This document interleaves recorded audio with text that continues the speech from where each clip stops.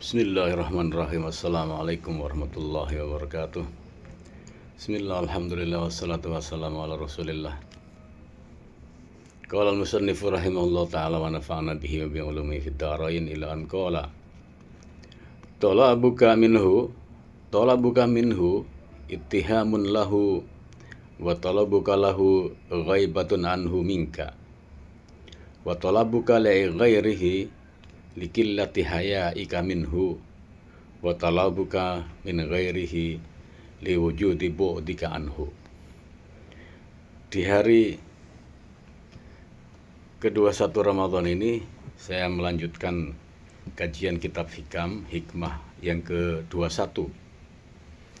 Hikmah 21 ini bicara soal relasi antara kita, relasi antara salikin, relasi antara manusia dengan Tuhan Allah Subhanahu wa taala.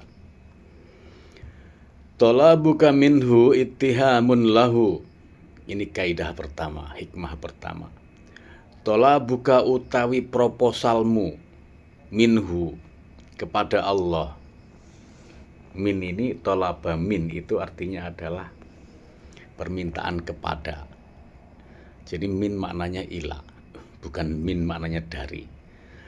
Talabuka minhu, talabuka utawi halih utawi proposalmu, halih utawi permintaanmu, halih utawi permohonan besarmu minhu kepada Allah. Proposal kepada Allah ini yang dituju adalah Allah Subhanahu wa taala. Nah, kalau sampai seorang hamba mengajukan proposal, mengajukan doa, permintaan, permohonan besar seperti itu kepada Allah, kata Ibnu Athaillah disebut dengan ittihamun lahu. Proposal semacam itu, proposal sejenis itu adalah sebentuk dari tuduhan, dakwaan, sangkaan. Ini ittiham itu kan menuduh, menyangka, mendakwa kan itu kan. Lahu kepada Allah. Tuduhan atas apa? Tuduhan atas bahwa Allah mengabaikan tanggung jawabnya dalam tanda kutip sebagai Tuhan. Mengabaikan tanggung jawabnya untuk mendistribusikan rahmatnya kepada semua hambanya. Nah, karena abai maka kemudian ada satu dua hamba yang mengajukan proposal, mengajukan permintaan besar, mengajukan permohonan pada Allah untuk di ACC. Sikap seperti ini, permohonan seperti ini, permintaan seperti ini, proposal seperti ini menurut Ibnu Athaillah itu adalah sebentuk dari kita menyaksikan bahwa Tuhan memberi rahmatnya kepada kita. Bahkan dalam bahasa yang asli ittiham, ini menuduh bahwa adanya proposal seperti itu berarti adalah adanya tuduhan kepada Allah, mengabaikan tanggung jawabnya sebagai Tuhan. Ngeri ini. Oke, ini kaidah pertama. Artinya apa? Artinya nggak boleh menurut Ibnu Athaillah ini orang mengajukan proposal pada Allah bahwa ada ayat iyyaka na'budu wa iyyaka nasta'in, iyyaka na'budu, iyyaka kepada Engkau ya Allah na'budu kami menyembah, wa iyyaka dan kepada Engkau ya Allah nasta'in kami semua memohon pertolongan. Atau di ayat lain fa idza sa'alaka ibadi anni fa inni qarib, kalau hambaku ini Muhammad bertanya atau memohon kepadaku, fa inni qarib, jawablah bahwa saya ini dekat. Ujibu da'wat da'i, saya menjawab dakwah da'i, doanya, dakwahnya, undangannya para pengundang, para pendakwah, para pendoa, ya kan? Ujibu da'wat da'i da'ani, ujibu da'wat da'i idza da'ani, ketika dia memanggilku, ketika dia memohonku, mengundangku, bermunajat kepadaku, ya kan? Ujibu da'wat da'ani idza da'ani fal yastajibu li, maka hendaklah kebalikannya dia memenuhi semua kewajiban kepadaku. Nah ini. Nah, kemudian ada ayat lain, ud'uni astajib lakum, berdoalah kalian semua kepadaku, niscaya aku kabulkan. Niscaya. Nah, jadi ya tanpa melihat ayat itu, kaidah ini seperti ini. Makanya kita memahami ini harus secara jernih, tidak kemudian secara taken for granted, secara apa adanya seperti itu. Yang diinginkan oleh Ibnu Athaillah ini adalah bangunan, konstruksi, relasi antara hamba dan Tuhan. Hamba yang mana ini? Hamba yang tengah melakukan perjalanan perambah Tuhan atau para salikin, orang-orang berbayat tarekat. Jadi mereka punya tempat khusus, punya kaidah khusus, punya teori khusus, punya tata kelola hati dan tata kelola niat dan tata kelola relasi antara dirinya dan Tuhan. Nah, kalau bukan penganut tarekat, tidak berbayat, tidak suluk, ya yang berlaku kaidah-kaidah seperti ud'uni astajib lakum, itu kemudian iya kana abudu iya kana stain, atau idza da'ani itu kan, idza da'ani fal yastajibu li wal yu'minu bi la'allahum yarsyudun. Nah, ini oke. Kemudian kaidah kedua atau lanjutan dari hikmah kedua 21 ini, wa talabuka lahu ghaibatun anhu minka. Nah, ini lebih sarkas ini.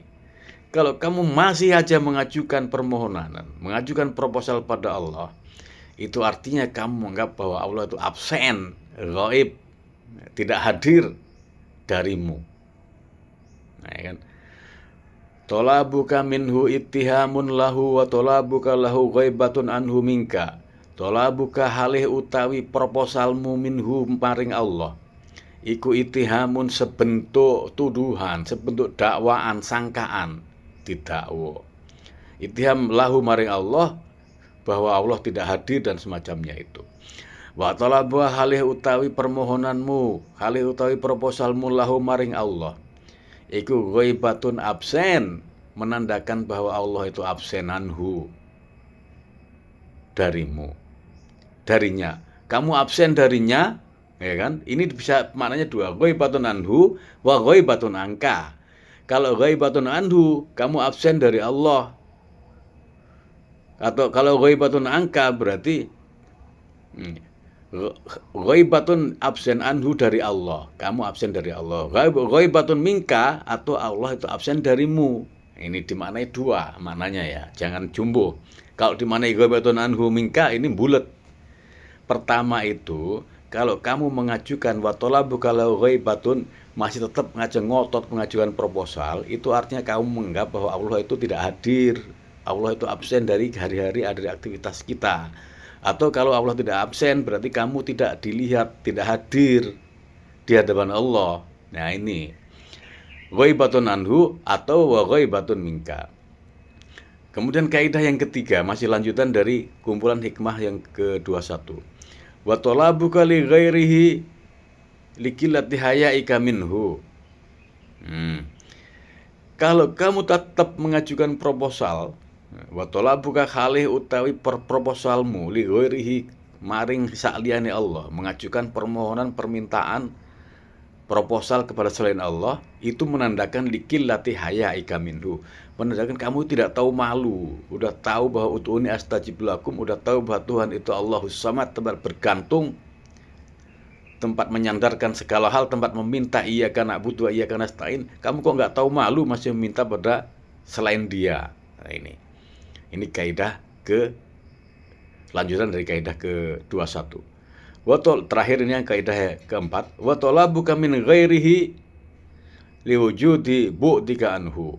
Nah, wa talabuka min ghairihi, wa talabuka halih utawi proposal min ghairi sangkis maring sakliyane Gusti Allah. Permintaan kita kepada selain Allah itu menandakan liwujudi bu'dika anhu, menandakan adanya jarak yang jauh. Liwujudi bu'dika, menunjukkan adanya jarak yang jauh, anhu, jarakmu yang jauh dengan Tuhan. Tolabuka minhu ittihamun, tolabuka kali utawi proposalmu minhu maring Allah, iku ittihamun, menandakan praksangka, sangkaan, tuduhan, dakwaan dan semacamnya lahu kepada Allah.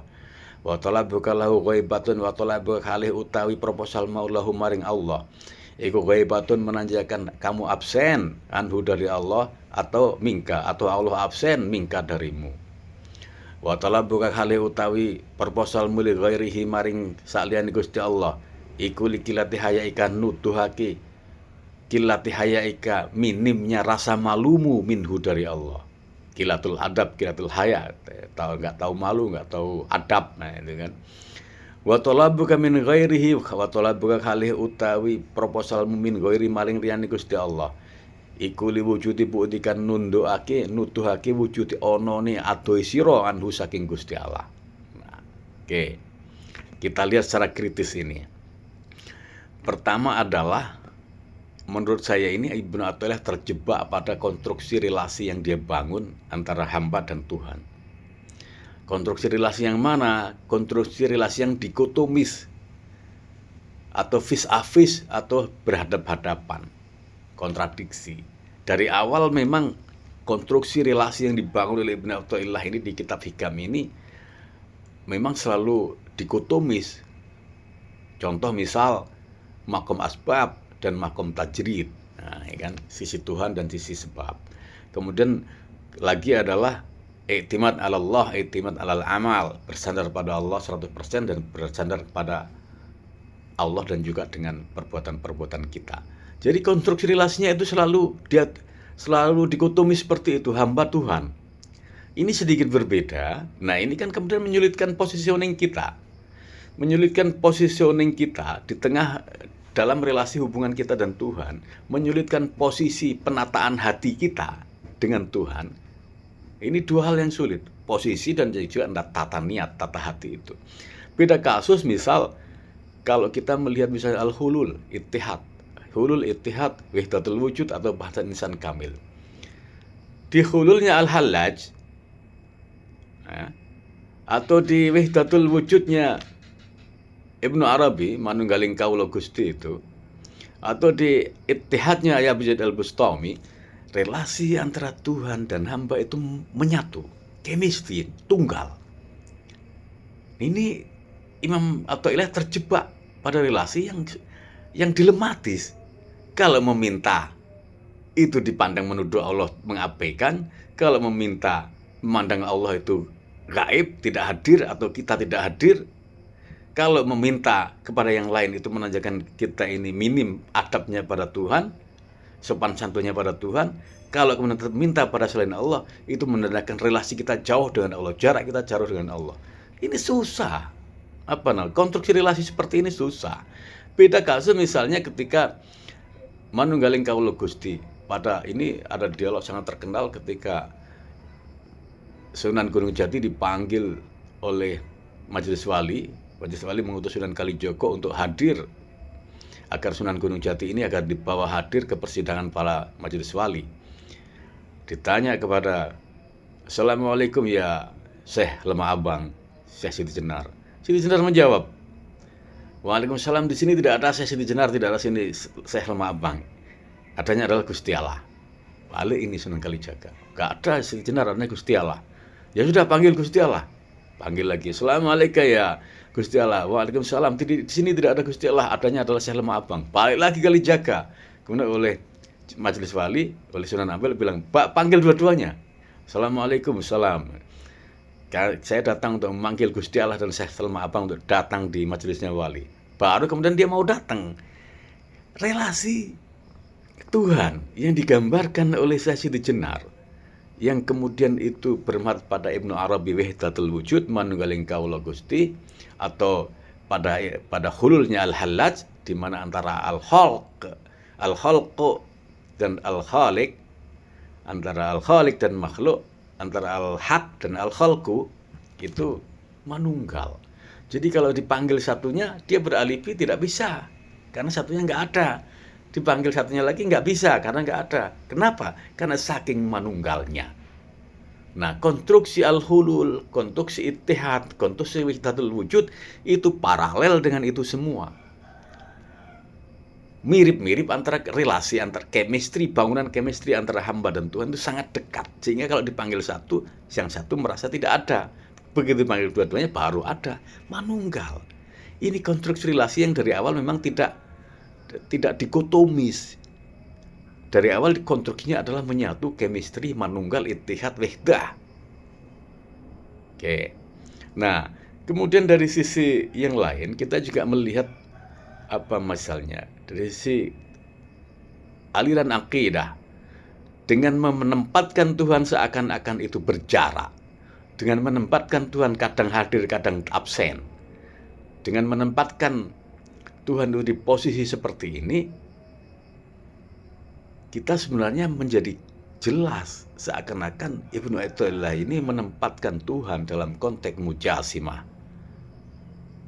Oke, mujasimah ini jadi sedikit berbeda dengan Ahlus Sunnah wal Jamaah dalam konteks relasi fisik dalam tanda kutip dengan Tuhan. Misalnya Allahu yajlis ala arsis, Allahu ala arsis tawa. Kalau Allah ala arsis tawa itu dalam konteks aswaja Ahlus Sunnah wal Jamaah itu bila kaifa, tanpa harus ditanya bagaimana. Dan as-su'alu anha bid'ah. Pertanyaan tentang bagaimana Allah duduk di arsy itu adalah termasuk bid'ah. Sementara bagi Mu'tazilah, Wasil bin Atha, Allah ala arsy istawa itu seperti Wasil duduk di mimbarnya. Nah, itu. Nah, Jahmiyah atau dalam konteks seperti yang digambarkan oleh Ibnu Athaillah ini mirip-mirip konstruksinya Mu'tazilah. Bahwa Jahmiyah atau itu menggambarkan fisik Tuhan itu tidak berbeda dengan aktivitas kita. Padahal kan dalam konteks Ahlus Sunnah wal Jamaah mukhalafatu til hawadisi, bahwa Tuhan itu berbeda dengan hawadis, dengan realitas, dengan ciptaan-ciptaannya. Wallahu alam bisawab, wallahu muwaffiq ila aqwamit thoriq. Wassalamualaikum warahmatullahi wabarakatuh.